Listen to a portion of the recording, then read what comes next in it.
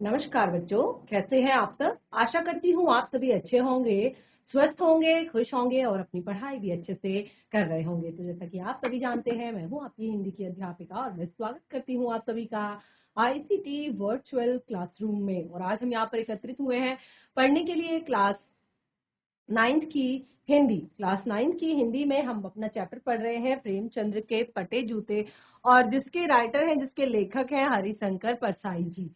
तो हमने अपने चैप्टर को लास्ट सेशन में ही स्टार्ट कर दिया था और मैंने आपको काफी कुछ चीजें लास्ट सेशन में इस पाठ के बारे में बताई थी, हरिशंकर परसाई जी के बारे में बताई थी कि ये जो हमारा चैप्टर है, ये चैप्टर निबंध विधा में लिखा गया एक पाठ है हरिशंकर परसाई जी द्वारा। और किसके ऊपर लिखा है? प्रेमचंद्र जी के बारे में लिखा है। प्रेमचंद्र यानी कि जो मुंशी प्रेमचंद्र हैं, जो हिंदी साहित्य के प्रसिद्ध साहित्यकार, उपन्यासकार और प्रसिद्ध कवि हैं। और आपने देखा होगा कि बचपन से ही आप इनकी कहानियां, इनके बहुत सारे जो उपन्यास हैं, बहुत सारी कविताएं जो हैं वो पढ़ते आ रहे हैं। तो ये जो पाठ लिखा, ये उस टाइम पे हरिशंकर परसाई जी ने लिखा जब एक टाइम पे उनके सामने एक तस्वीर आई, और वो तस्वीर थी प्रेमचंद्र जी की, और वो तस्वीर थी उनकी पत्नी के साथ। तो जब प्रेमचंद्र जी ने वो तस्वीर देखी, हमने लास्ट सेशन में देखिए काफी कुछ डिस्कस कर लिया है, अब आपको ये चैप्टर समझने में ज्यादा दिक्कत नहीं होगी। तो जब उन्होंने उस तस्वीर को देखा तो उन्होंने उस तस्वीर पर देखा कि सर पर उन्होंने एक मोटे कपड़े की टोपी पहनी हुई है और धोती और कुर्ता पहना हुआ है, और जो फेस है, चेहरा है, उसकी हड्डियां जो है उभर गई हैं। ठीक है, लेकिन घनी मूंछों के कारण उनका चेहरा भरा भरा प्रतीत हो रहा है। और जब उन्होंने नीचे तक बिल्कुल देखा, उन्होंने देखा कि उनके पैर में जूते हैं, और जूता उन्होंने देखा कि जो उनके दाहिने पैर का जूता है वो तो ठीक है, लेकिन बाएं पैर का जो जूता है, उस जूते को देखकर उनकी आंखें वहां पर ठहर गई। उन्होंने देखा कि उस जूते में एक बड़ा सा छेद था और जिससे उंगली बाहर निकल रही थी। और उस जूते को देखकर वो एक विचार में पड़ गए, एक सोच में पड़ गए, और वहीं से इस निबंध की शुरुआत हुई। तो ये निबंध प्रेमचंद्र जी के व्यक्तित्व को दिखाने के लिए, प्रेमचंद्र जी के व्यक्तित्व को आप लोगों को समझाने के लिए कि कितने बड़े साहित्यकार होकर भी उनका जीवन कितना सरल था, उनका जीवन कितना सहज था। और साथ ही यहाँ पर, क्योंकि जैसे मैंने आपको बताया हरिशंकर परसाई जी के विषय में कि ये बहुत बड़े व्यंग्यकार हैं, यानी कि इनकी व्यंग्य रचनाएं ज्यादा है, एक अच्छे व्यंग्यकार के रूप में ये जाने जाते हैं। तो उन्होंने इस जूते को देखते हुए उन लोगों की मानसिकता, जो अवसरवादी मानसिकता, जो दिखावे की मानसिकता जो लोगों में है, और साथ ही जो लोग सादा जीवन, उच्च विचार रखते हैं, उन लोगों के का मजाक बनाने की। आपने देखा होगा एक खिलाड़ी है किसी देश के, अफ्रीका के, वो हमेशा, वो बहुत ही ज्यादा साधारण वेशभूषा में रहते हैं, बिल्कुल साधारण तरीके से रहते हैं। उनका जो मोबाइल फोन है उसका भी आप देखेंगे स्क्रीन बिल्कुल नॉर्मल सी है, टूटी फूटी सी है। जो तो अगर उनसे एक बार उनसे किसी ने पूछा कि आप इतने बड़े खिलाड़ी हैं, आप तो लाखों का मोबाइल फोन रख सकते हैं, लाखों की लग्जरी गाड़ियां रख सकते हैं, या फिर आप अच्छे अच्छे कपड़े पहन सकते हैं। तो उन्होंने यही कहा, उन्होंने कहा कि मेरा जो बचपन है वो पूरा अभावों में बीता, यानी कि मैं खाने के लिए भी तरसा हूं, मैं चीजों के लिए तरसा हूं, मैं पढ़ने के लिए तरसा हूं। तो आज मेरे पास अगर है तो मैं क्यों उसको दूसरों को दिखाने में यूज करूं, मैं उसकी मदद, दूसरों की हेल्प कर, उसका यूज जो है दूसरों की मदद करने में क्यों ना करूं। तो यही होते हैं, कुछ इस तरह के ही लोग होते हैं जो सादा जीवन और उच्च विचार, यानी कि जीवन साधारण रखते हैं और विचार जो है उच्च रखते हैं।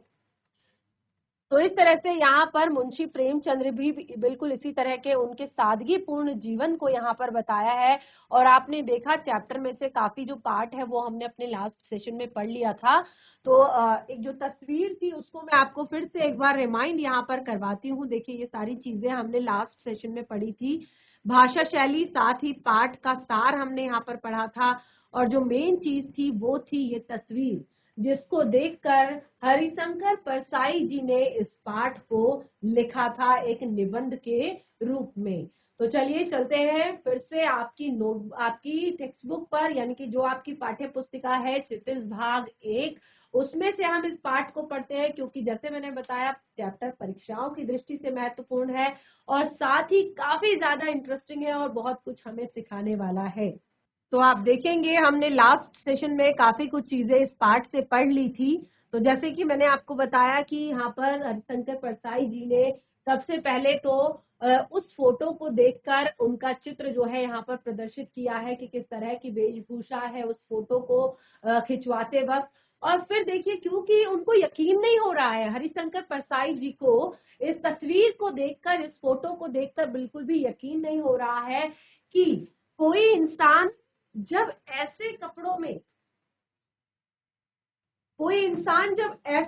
में फोटो खिंचवा सकता है, तो फिर वो जो डेली लाइफ उसकी होगी उसमें वो कैसे कपड़े पहनता होगा, डेली लाइफ में वो कैसे कपड़े पहनकर रखता होगा।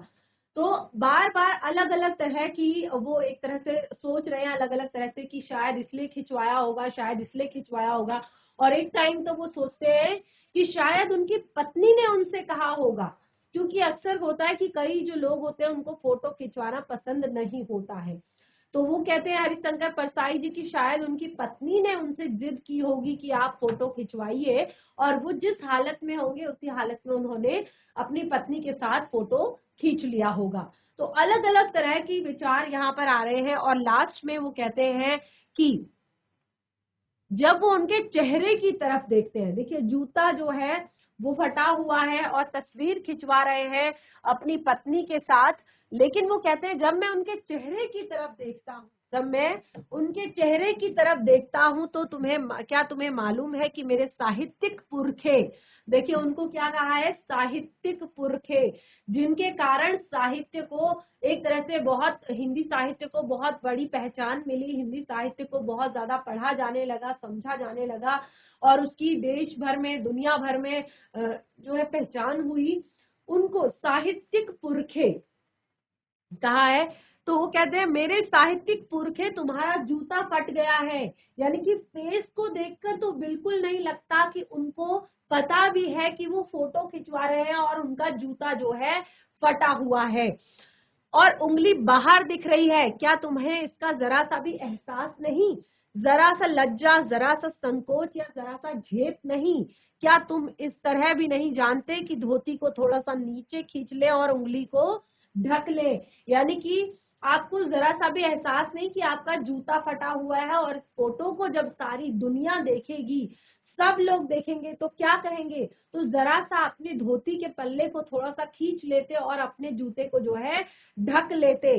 चेहरे पर बड़ी बेपरवाही है, बड़ा विश्वास है। फोटोग्राफर ने जब रेडी प्लीज कहा होगा तब परंपरा के अनुसार तुमने मुस्कान लाने की कोशिश की होगी, क्योंकि जब भी फोटोग्राफर जो है फोटो खींचता है तो वो कहता है रेडी प्लीज या स्माइल प्लीज, यानी कि आप रेडी हो जाइए फोटो खिंचवाने के लिए। तो आप क्या करते हैं, सबसे पहले अपना ड्रेस ठीक करते हैं, अपने कपड़े ठीक करते हैं, एक बार अपने बालों पर हाथ फेरते हैं और उसके बाद फेस पर एक स्माइल लेकर आते हैं, भले ही वो फेक हो लेकिन एक स्माइल आप लेकर आते हैं फोटो खिंचवाने के लिए। और आज के टाइम में तो फोटो शूट के लिए आप देखते हैं कि लोग हजारों हजारों रुपए के कपड़े खरीदते हैं, अलग अलग तरह के, अलग अलग पोज के लिए अलग अलग कपड़ा खरीदते हैं, अलग अलग जगह जाकर फोटो खिंचवाते हैं, फोटो शूट करवाते हैं। तो बहुत ज्यादा क्रेज, बहुत ज्यादा लोगों के अंदर बहुत ज्यादा पागलपन होता है फोटो खिंचवाने का, क्योंकि फोटो जो है एक तरह से याद के रूप में भी रखी जाती है, लोगों को दिखाने के लिए भी, और आजकल तो वैसे भी सोशल मीडिया पर अपलोड करने के लिए लोग फोटो खींचने के लिए क्या क्या करते हैं। लेकिन देखिए आप देख सकते हैं ये जो आपको फोटो यहाँ पर दिखाई दे रही है, ये एक तस्वीर है, ये किसी पत्रिका में छपवाने के लिए ये खिंचवाई गई थी। तो आप सोच सकते हैं कि उस व्यक्ति के फेस पर जरा सी भी कोई भी डर नहीं है, कोई शर्म नहीं है, बड़ा ही विश्वास है। और फोटोग्राफर ने जब उनको कहा होगा रेडी प्लीज, तो एक अधूरी सी मुस्कान उनके फेस पर आई होगी, और यह मुस्कान नहीं, इसमें उपहास है और व्यंग है। जो उनके चेहरे पर हल्की सी स्माइल जो आई है, फेस पे हल्की सी जो मुस्कान आई है, उसमें क्या है, उपहास है और व्यंग है। किस पर? ऐसे लोगों की मानसिकता पर जो केवल उनके जूते को देख रहे हैं। यानी कि इंसान का जो व्यक्तित्व होता है वो सबसे ज्यादा मेन होता है। अगर आप पढ़ लिख कर किसी बहुत बड़ी पोस्ट पर पहुंच गए हैं और आपका व्यक्तित्व लोगों के प्रति अच्छा नहीं है, आपका बिहेव लोगों के प्रति अच्छा नहीं है, तो फिर ये आपका जो आपकी पोस्ट है वो कोई भी मायने नहीं रखती। यानी कि आपका जो पद है वो तब तक मायने नहीं रखता जब तक आपका एक व्यवहार लोगों के साथ किस तरह का है वो जब तक आप सही नहीं रखते हैं। तो देखिए इस तरह से आगे कहते हैं, यह कैसा आदमी है जो खुद फटे जूते पहनने फोटो खिंचा रहा है और फिर भी हंस रहा है। यानी कि ये तो एक व्यंग है, ये कैसा आदमी है। देखो पहली बात तो फटे हुए जूते पहनकर फोटो खिंचा रहा है और उसके बाद हंस भी रहा है, स्माइल भी कर रहा है। तो फोटो खिंचाना ही था तो ठीक से जूते पहन लेते। अगर आपको फोटो खिंचवानी ही थी तो ठीक से जूते पहन लेते या खिंचवाते ही नहीं। फोटो ना खिंचाने से क्या बिगड़ जाता, अगर नहीं भी खिंचवाते तो क्या बिगड़ जाता। शायद पत्नी का आग्रह रहा हो और तुम अच्छा चल भाई कहकर बैठ गए हो। क्योंकि देखिए अगर पत्नी ने जिद की होगी कि चलो एक फोटो खिंचवा लो, एक फोटो मेरे साथ खिंचवा लो, तो शायद तुम उसी स्थिति में, यानी कि जिस स्थिति में तुम थे उसी स्थिति में चल भाई ठीक है कहकर फोटो शायद तुमने खिंचवा ली होगी।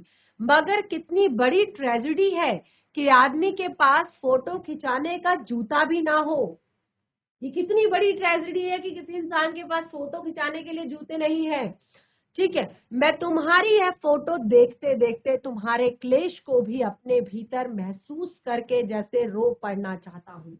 लेखक कहते हैं कि मैं तुम्हारी ये तस्वीर देखते देखते, लेखक को ये पूरी बात कहाँ से याद आई है, ये पूरा निबंध लिखने का कहाँ से समझ आया है उन्हें, जब उन्होंने उस फोटो को देखा और उनकी नजर जब उस जूते पर अटकी, तब जाकर उन्हें ये पूरा निबंध लिखने का याद आया। और वो कहते हैं मैं तुम्हारे चेहरे पर जो क्लेश है, जो चेहरे पर तुम्हारे दुख है, तुम्हारे चेहरे का जो दर्द है, तुम्हारे अंदर का जो दुख दर्द है, वो मैं समझ पा रहा हूँ और मैं उसको महसूस करके रो पड़ना चाहता हूँ। मगर तुम्हारी आंखों का यह तीखा दर्द भरा व्यंग मुझे एकदम रोक देता है। लेकिन जो तुम्हारी आंखों में ये तीखा दर्द भरा व्यंग है, उपहास है इस दुनिया के लिए, उपहास है इस दुनिया का, जो मजाक बनाते हैं सीधे और सरल लोगों का, सच्चे लोगों का, दिखावे में जीते हैं, अवसरवादी एक तरह से सोच जिनकी है, उन पर व्यंग है तुम्हारी आंखें।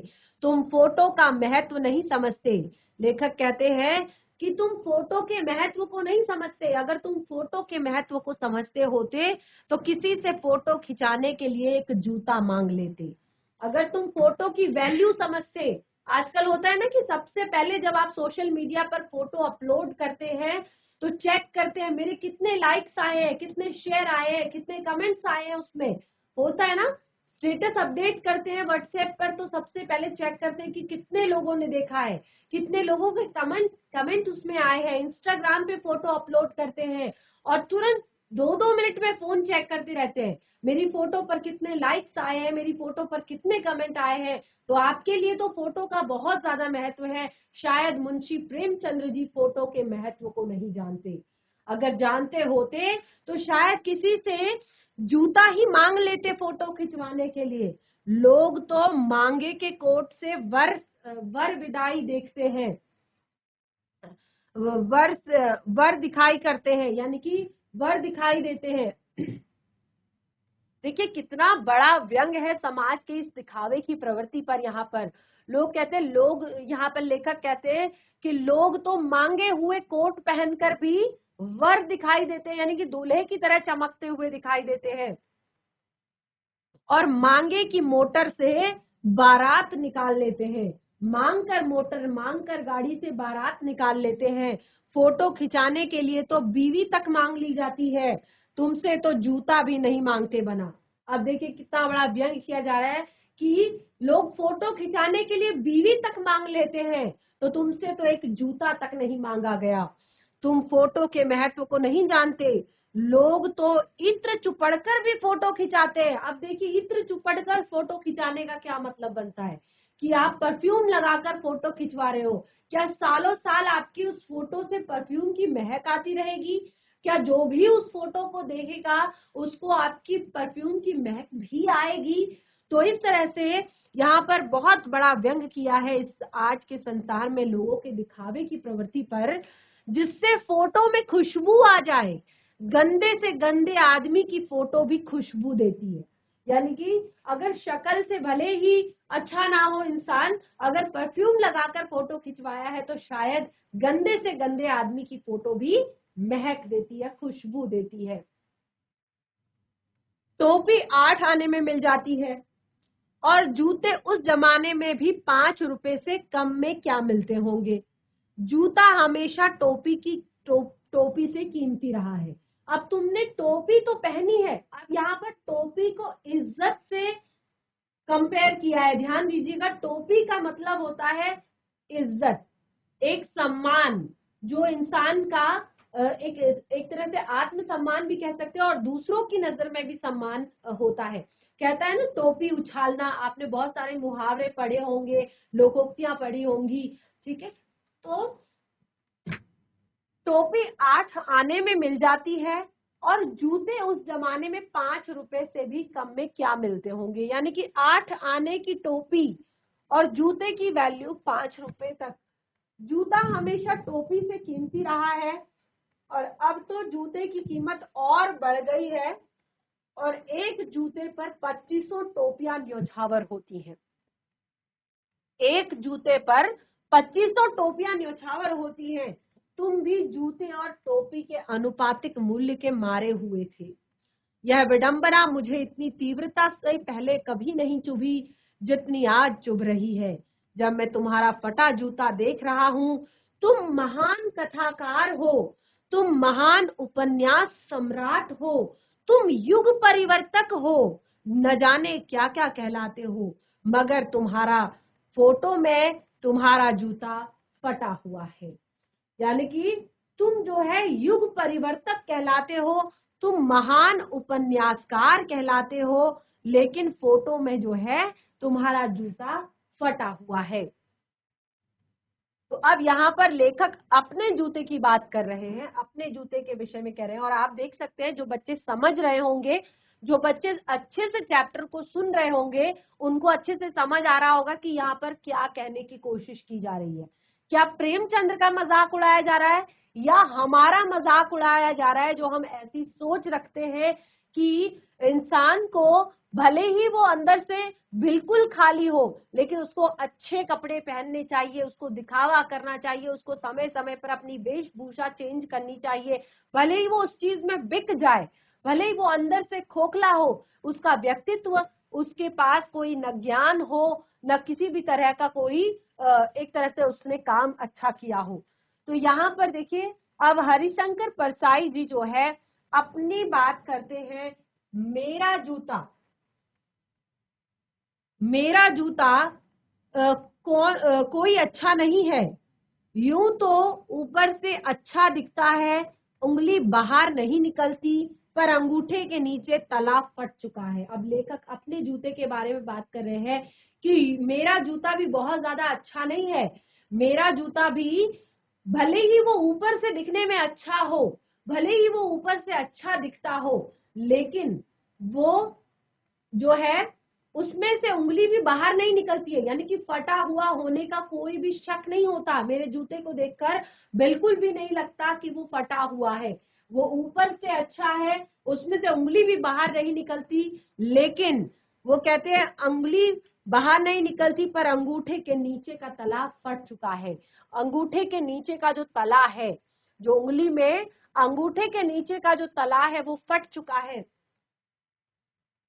अंगूठा जमीन से घिसता है, अंगूठा जमीन से घिसता है, यानी कि जमीन पे टच होता है। इतना ज्यादा उसमें एक तरह से इतना बड़ा उसमें होल हो गया है कि वो जमीन से जो है टच होता है। और पैनी मिट्टी पर कभी रगड़ खाकर लहूलुहान भी हो जाता है। पैनी मिट्टी यानी कि नीचे जो है, जो रेत है, मिट्टी है, उस पर रगड़ खाकर वो कभी लहूलुहान भी हो जाता है। तो देखिए यहाँ पर अब लेखक जो है वो अपने विषय में कह रहे हैं, कहते हैं कि मेरा भी जूता कुछ अच्छा नहीं है, यूं तो ऊपर से अच्छा दिखता है पर अंगूठा बाहर नहीं निकला है और अंगूठे के नीचे का तला फट गया है। अंगूठा जमीन से घिसता है, पैनी मिट्टी पर कभी कभी रगड़ खाकर लहूलुहान भी हो जाता है। पूरा तला गिर जाएगा, पूरा पंजा छिल जाएगा, मगर उंगली बाहर नहीं दिखेगी। वो कहते हैं भले ही पूरा तला घिस जाए, भले ही नीचे से पूरी उंगली छिल जाए, लेकिन अंगूठा बाहर नहीं निकलेगा। तुम्हारी उंगली दिखती है पर पांव सुरक्षित है। तुम्हारी केवल उंगली दिख रही है, यानी कि तुम इस दुनिया के बारे में नहीं सोचते, इस संसार के बारे में नहीं सोचते कि लोग क्या कहेंगे, ये तुम नहीं सोचते हो। तुमने अपने व्यक्तित्व को अच्छा बनाया हुआ है, तुमने अपने बिहेव को अच्छा बनाया हुआ है, तुमने अपने आचार विचारों को अच्छा बनाया हुआ है, तो तुम्हें इस बात से परवाह नहीं कि ये दुनिया तुम्हारे बारे में क्या सोचेगी। तो यहाँ पर वो कहते हैं कि मेरी उंगली ढकी है पर पंजा घिस रहा है, मेरी उंगली ढकी है पर पंजा घिस रहा है, पर तुम पर्दे के महत्व को नहीं जानते, हम पर्दे पर कुर्बान हो रहे हैं। तुम पर्दे के महत्व को नहीं जानते, हम पर्दे पर कुर्बान हो रहे हैं। यानी कि हमारे अंदर ठूस ठूस कर दिखावे की प्रवृत्ति भरी हुई है। हम क्या करते हैं, अपनी जितनी भी बुराइयां हैं, अपनी जितनी भी कमियां हैं, अपने अंदर के जितने भी दोष हैं, अपने अंदर के जितने भी अवगुण हैं, उनको अच्छे अच्छे कपड़े पहनकर, लोगों के सामने अच्छी अच्छी बातें करके हम अपने उस व्यवहार को, उन अवगुणों को, उन एक तरह से कमियों को हम ढक लेते हैं। हमारे लिए पर्दे का बहुत बड़ा महत्व है। यानी कि कोई चीज अगर हमारी, अगर कोई कमी जो है वो ढकी हुई है, चाहे देखिए भले ही हमारे पास अच्छा जूता नहीं है, हम मांग कर जूता पहनेंगे, हमारे पास अच्छे कपड़े नहीं है, हम मांग कर कपड़े पहनेंगे, हमारे पास अच्छा गाड़ी नहीं है तो हम मांग कर किसी की गाड़ी में जाएंगे, लेकिन हम अपने जो एक तरह से कमियां हैं अपनी, उनको दूसरों के सामने नहीं आने देंगे। लेकिन तुम इस पर्दे के महत्व को नहीं जानते हो, यानी कि तुम्हारे अंदर जो है बिल्कुल भी, क्योंकि उनके अंदर बिल्कुल भी दिखावा नहीं है, उनके अंदर कोई भी इस तरह का अवगुण नहीं है, कोई भी इस तरह का वो छल कपट, कुछ इस तरह की चीजें नहीं रखते हैं अपने मन में। वो सबके साथ समान व्यवहार करते हैं और अपने आप को भी वो हर तरफ जो है एक जैसा रखना पसंद करते हैं। तो इसीलिए वो कहते हैं कि तुम पर्दे के महत्व को नहीं जानते, पर हम पर्दे पर कुर्बान हो रहे हैं। तुम फटा जूता भी बड़े ठाठ से पहने हो, तुम फटा जूता भी बड़े ठाठ से पहने हो, मैं ऐसा नहीं पहन सकता, फोटो तो जिंदगी भर इस तरह कभी नहीं खिंचाऊंगा। वो कहते हैं कि तुमने तो फटा जूता भी इतने ठाठ से पहना हुआ है, पर मैं ऐसा नहीं पहन सकता, और फोटो तो कभी भी जिंदगी में नहीं खिंचाऊंगा। क्या आप कभी किसी ऐसी जगह के लिए, आप किसी ऐसी जगह के लिए जहां पर आपका फोटो जो है छपना हो कहीं पर, वहां पर क्या आप फटा जूता पहनकर फोटो खिंचा सकते हैं, या पुराने गंदे कपड़े पहनकर फोटो खिंचा सकते हैं? बिल्कुल नहीं। वो कहते हैं चाहे मेरा पूरा जीवन ही बिना फोटो के, पूरी जीवनी ही बिना फोटो के छाप दो, यानी कि अगर आपको मेरी जीवनी लिखनी भी है तो आप भले ही मेरी जीवनी को बिना फोटो के छाप दो, लेकिन मैं ऐसी फोटो कभी नहीं खिंचवाऊंगा। तुम्हारा यह व्यंग मुस्कान मेरे हौसले पस्त कर देती है, यानी तुम्हारी ये जो व्यंग मुस्कान है, जो दूसरों का, यानी कि उस दुनिया का मजाक उड़ाती है जो दिखावे की प्रवृत्ति पर जी रही है, तो ये मेरे हौसले पस्त करती है। क्या मतलब है इसका? ये कौन सी मुस्कान है? क्या होरी का गोदान हो गया? क्या पूस की रात में नील गाय हकलू का खेत चर गई? क्या सुजान भगत का लड़का मर गया क्योंकि डॉक्टर क्लब छोड़कर नहीं आ सकते? तो ये सब गोदान और पूस की रात और सुजान भगत का ये जो लड़का, ये जो सारी चीजें हैं ये रचनाएं हैं मुंशी प्रेमचंद्र जी की। और वो कितने बड़े साहित्यकार हैं ये आप क्लास 9 तक आते आते समझ चुके होंगे। चैप्टर अभी हमारा शेष है, काफी सारी बातें अभी हमने इसमें पढ़नी है प्रेमचंद्र जी के विषय में, उनके व्यक्तित्व के विषय में। तो इस पार्ट को हम कंटिन्यू करेंगे अपने नेक्स्ट सेशन में। आज जो भी पढ़ा है उसको घर पर एक बार जरूर रिवाइज करें और प्लीज क्लास में जब भी बैठे तो थोड़ा सा इंटरेक्शन करें। कुछ चीजें जो आपने पढ़ी हैं उससे रिलेटेड अगर मैं प्रश्न करूं तो उनको सुनने का प्रयास करें, हैंड रेज करें, अपना माइक रेडी रखें, क्योंकि जब भी आप क्लास में आते हैं तो आपको अपनी क्लास में इस तरह का पूरा अनुशासन बनाकर रखना चाहिए। तो आज का सेशन हमारा यहीं पे समाप्त होता है, हम कंटिन्यू करेंगे अपने चैप्टर को नेक्स्ट सेशन में। तब तक के लिए धन्यवाद, आपका दिन शुभ हो।